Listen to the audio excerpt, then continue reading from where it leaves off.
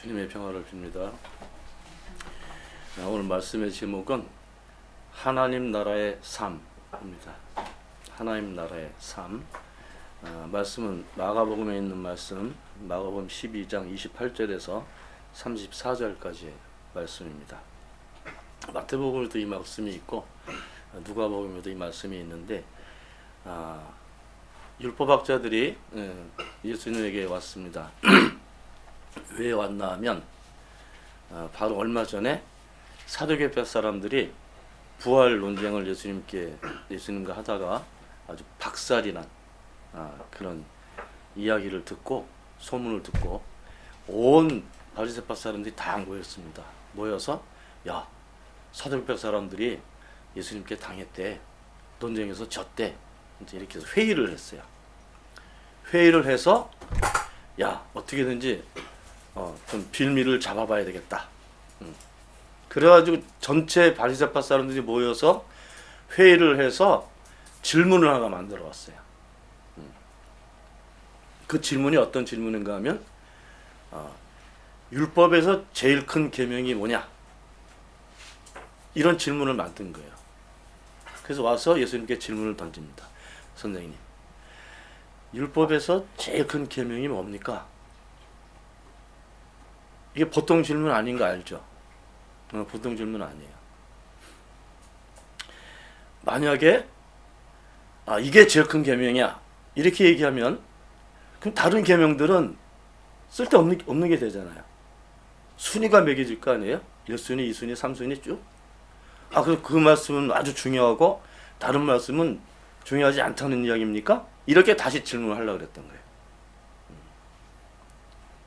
만약에 예수님이 대답을 안 하시면 당신 그것도 모르면서 무슨 사람들을 가르치고 이렇게 하냐고. 근데 그 당시에 율법이라는 개념은 10계명만 있는 것이 아니고 10계명을 연구하고 또 토라를 해석하고 또 자기들이 만들고 있는 그 장로의 전통도, 이 탈무드 어마어마하게 많은 그 해설집들이 있는데, 지금 얘기한 트럭 한 12대분 정도의 율법을 해석한 해설집들이 있다고요. 거기서 하나를 끄집어내려는 거잖아요. 답이 없는 질문을 가지고 온 거예요. 예수님 곤란하게 만들고, 그리고 공격하고, 그리고 이제 본래 이 사람들은 예수님을 별로 좋아하지 않았잖아요. 빌미를 잡고 있었다고요. 왜? 여러 가지 이제 자기들하고 맞지 않는 행동들을 했기 때문에 만식이래 사람도 고치고, 그러니까 예수가 마음에 들지 않아. 그리고 이 정치가들은 더욱더 싫어했던 것은 이게 자기들 통치하는데 여러 가지 걸림돌이 돼.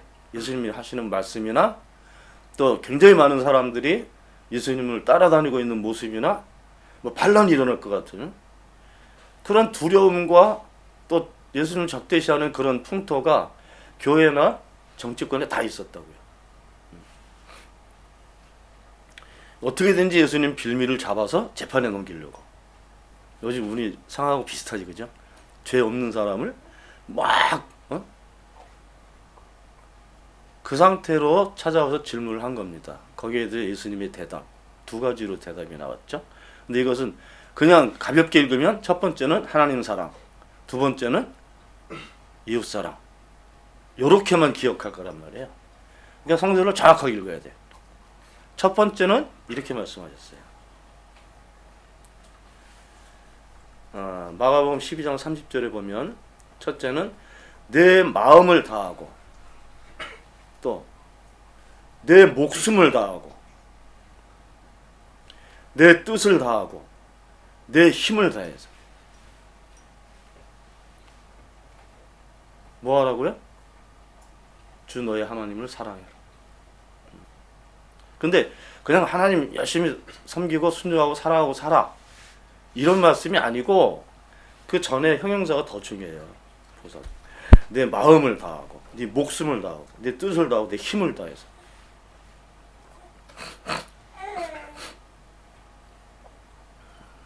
어떻게 하라는 거예요?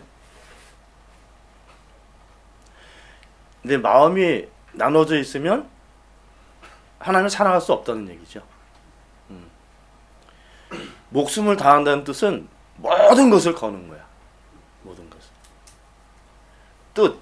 내가 살아갈 때 내 계획과 뜻이 얼마나 많습니까?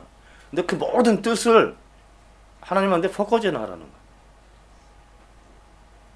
그 힘. 이 힘은 영적인 힘도 되고 육적인 힘도 되는데 나에게 나오는 모든 에너지를 하나님 쪽으로 모으라는 거야. 근데 이게 가능해요? 이 말씀은 예수님이 만든 말씀이 아니고 인용한 거예요. 토라에서.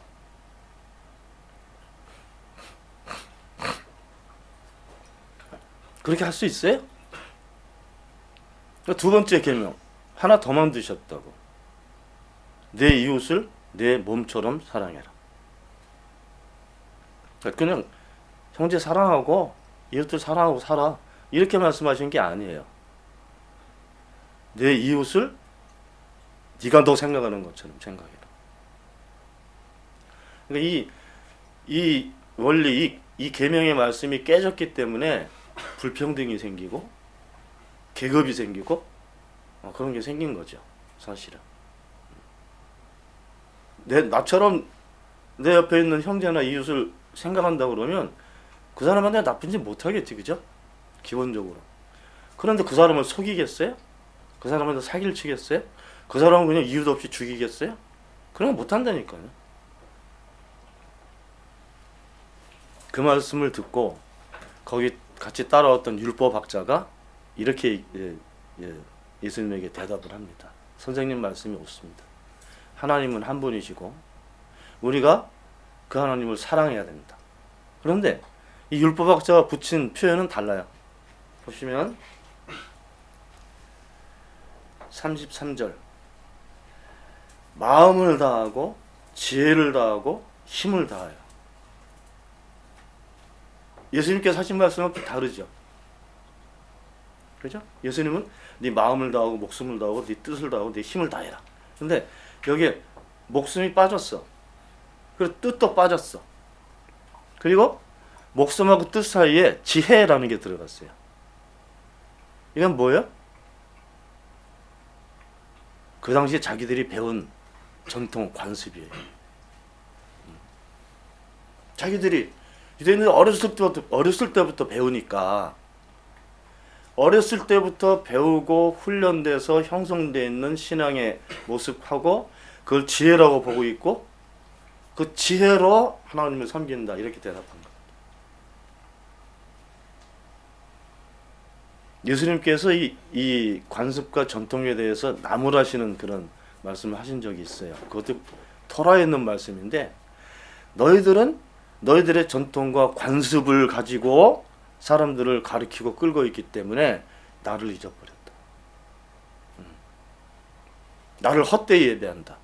그런 말씀을 하신 적이 있다고요. 똑같은 말씀 같은데 다른 말씀이에요. 그런데도 예수님께서 이 율법학자의 대답을 듣고 이렇게 말씀하십니다. 맞다. 너 옳게 생각하고 있다. 너는 하나님 나라에서 멀지 않다. 그럼 여러분들 빨리 이제 생각을 이렇게 모아보세요. 하나님 나라에서 산다는 게 어떤 것일까? 그러니까 예수님 대답 속에 바리새파 사람들이 던졌던 질문의 대답 속에 그 답이 있습니다. 우리는 못 산다고 생각하잖아. 예수님께서 하신 말씀대로 마음을 다하고 목숨을 다하고 뜻을 다하고 힘을 다해서 하나님을 사랑한다. 율법학자가 대답한 내용을 가지고 예수님께서 네 대답, 네가 옳게 알고 있기 때문에 너는 하나님 나라에서 멀지 않아. 이렇게 대답하셨거든요. 그러면 하나님 나라에서 산다는 것은 이 율법 예수님 대답 속에 있는 말씀처럼 내 마음과 목숨과 뜻과 힘을 다해서 똑바로 하나님 바라보고 있는 모습이 하나님 나라에서 사는 모습인 거예요. 어떻게 그렇게 살 수 있을까? 살 수 있으니까 이 말씀을 하신 거예요. 근데 우리는 예를 들면 내 뜻이 여러 가지 뜻이 있어. 내 계획이 있잖아요. 그럼 계획에 이 눈앞에 딱 나타날 때마다 그 계획에 쫙 마음이 가겠지. 그죠?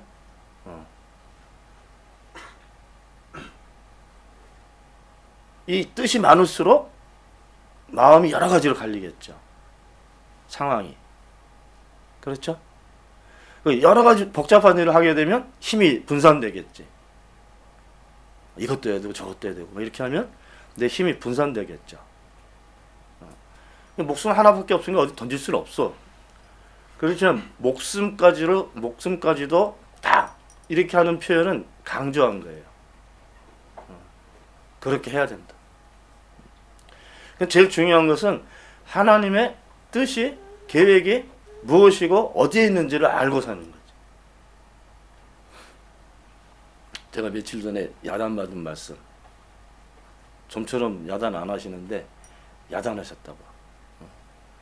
저한테 이렇게 질문하셨어요. 너 힘이 어디서 나냐?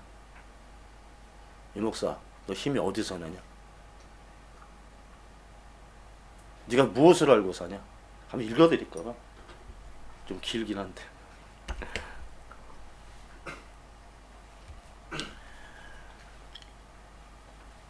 지난 목요일 날 받은 말씀입니다.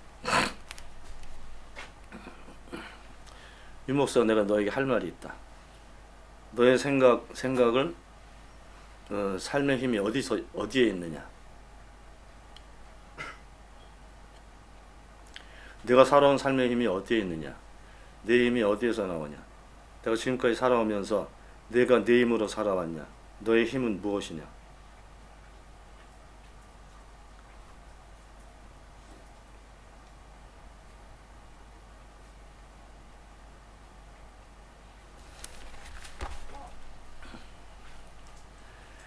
나는 좋은 일을 많이 하는 사람들보다 혹은 다른 사람들보다 10배, 20배 남을 위해 많은 일을 한 사람들보다 나를 알고 항상 인정하며 내게 순종하는 사람을 좋아한다.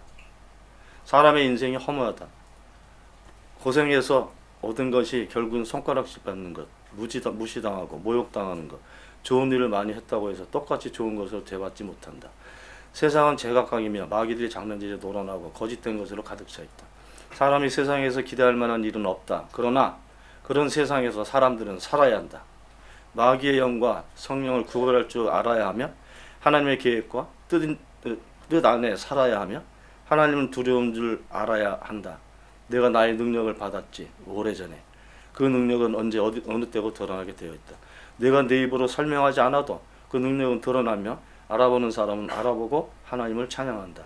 나는 하나님의 사람들이 누구를 하나님의 사람들이 누구인가를 가려내거나 하나님의 사람이 누구인지를 알려주는 사람이 필요한 것이 아니다.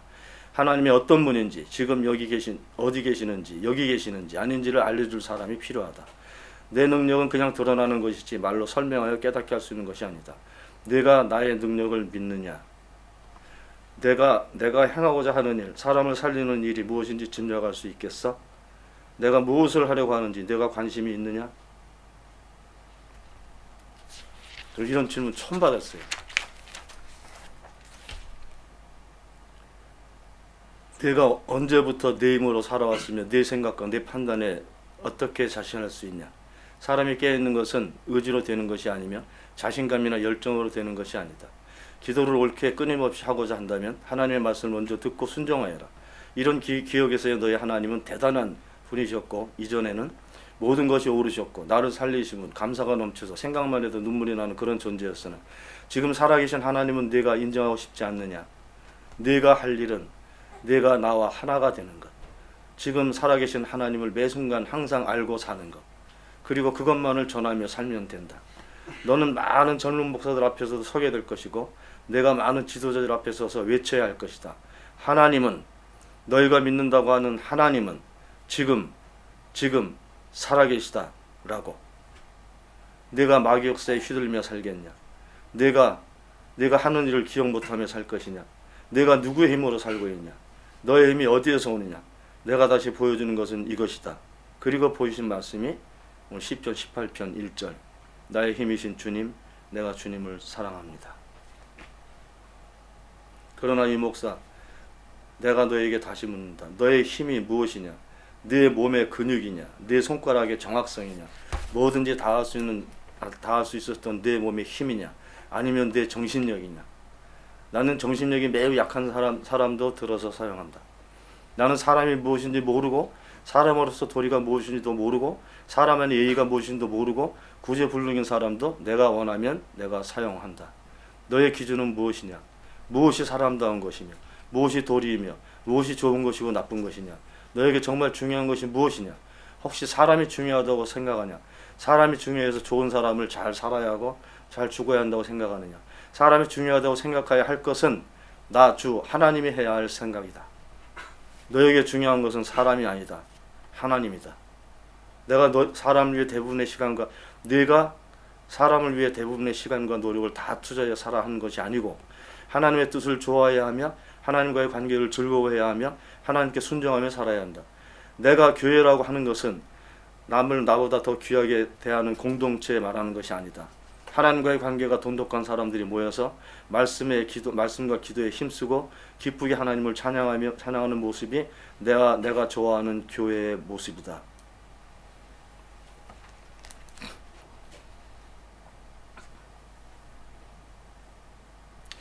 도움과 관심을 바라지도 않는 사람들에게 억지로 애를 쓰지 말아라. 내 주변에는 세상적인 도움이 절실하게 필요한 사람들이 없다. 영적으로 메말라서 하나님의 살아계심과 함께하심을 진정 믿고 싶은 사람들만 있다. 내가 그들에게 믿음을 선물로 줄 수 있게 내가 나와 함께 해야 하지 않겠느냐. 좀 길긴 한데, 내가 너의 힘이고 내가 너의 능력이다. 이렇게 말씀이 끝났는데, 제가 돌아보니까 물론 이제 주사랑교회 시작한 지가 20년이 넘었지만 많이 흐트러져 있었던 것 같아요. 생각도, 또 그 교회에 대한 계획, 또 내가 감당해야 될 사역에 대한 모습, 이런 것들이 많이 흐트러져 있었던 것 같아요. 정말 주사랑교회 시작할 때는 하나님밖에 안 보였었다고요. 그리고 하나님 처음 만났을 때도 아무것도 안 보이고 하나님하고 십자가밖에 안 보였었다고요. 근데 살면서 점점 새로운 중요한 것들이 많이 생기는 거예요. 예를 들면 이 기업체 운영도 해야지, 식구들 걱정도 해야지, 여러 가지로. 그 기도하고 또 이렇게 사는 것보다 걱정이 앞서 있었던 것 같아요. 아침에 일어나면 이렇게 좋은 날 주셔서 고맙습니다. 이렇게 입으로는 기도하지만 여러 가지 복잡한 생각을 가지고 하루를 시작한단 말이죠. 많이 흐트러졌어요. 마음도 많이 흐트러졌었고, 뭐 목숨 같은 건 뭐 어떻게 했는지 모르지만 내 뜻이 많이 갈라져 있었고, 힘도 여러 가지로 나눠져 있었어. 그래서 이 말씀을 주시지 않았을까 생각합니다. 다시 이 여러 가지를 하나님께로 모아야 될 상황이 목사인 저에게 왔던 거죠. 교회를 이렇게 지금까지 이끌고 오면서 이런 특별한 욕심을 가졌던 적은 없었던 것 같아요. 사역에 대한, 또 내 목사로서 이 직업적인 목사로서 살면서도 특별하게 큰 욕심 같은 건 그건 없었던 것 같아요. 그런데 마음이 나눠지고 힘이 분산이 되고 여러 가지 계획들이 너무 많으니까, 하나님 계신다고 그러지만 여기 계신다고 매번 얘기하지만 어떨 때는 하루 종일 생각 안 날 때도 있어요.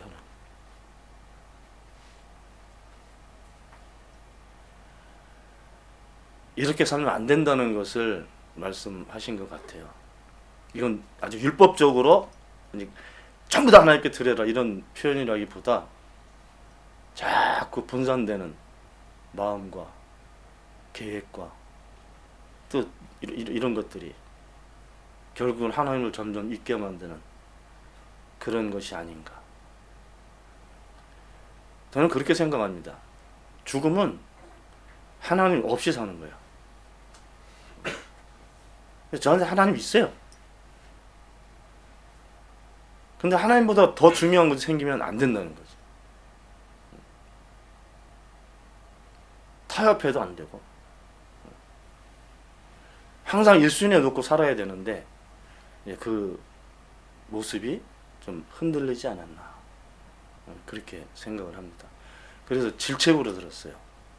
윤 목사, 너 그렇게 하면 안 된다. 지금 자꾸 격길로 가고 있다. 그런 말씀을 하시고 싶지 않았을까. 다시 마음 잡으려고 합니다. 이렇게 하나님하고 같이 사는 게 그 삶이 하나님 나라의 삶이에요.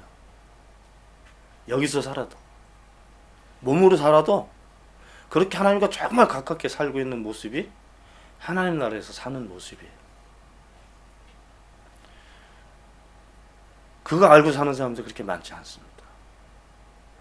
그걸 알려줘야 되는 거지. 알려줘야 될 삶을 살아야 될 내가 흔들리고 있었던 거예요. 다시 돌이키려고 그럽니다. 성서도 더 열심히 읽고 기도도 더 열심히 하고 또 정말 눈길과 마음도 정말 하나님께 더 드리고 나부터 그렇게 살아야 되겠다 그런 생각을 합니다. 그렇게 살아야 내가 그 나라에서 살 수 있는 거예요. 그 말씀을 저에게 하신 겁니다. 여러분들도 들을 수 있기를 바랍니다. 기도합시다.